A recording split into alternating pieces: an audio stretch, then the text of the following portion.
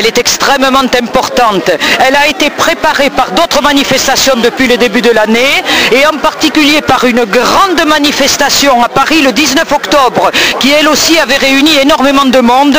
Le gouvernement, malgré cela, n'entend pas ce que nous lui demandons, c'est-à-dire de changer sa politique en matière d'éducation nationale, dont nous continuons. Et je pense que non seulement sur Tarbes, mais aussi sur l'ensemble de la France, le nombre et la détermination des manifestants diront au ministre et au gouvernement qu'ils ne peuvent pas continuer leur casse de l'éducation nationale et des services publics en général.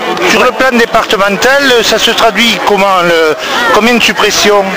Alors, nous ne savons pas encore parce que nous n'avons que des chiffres nationaux.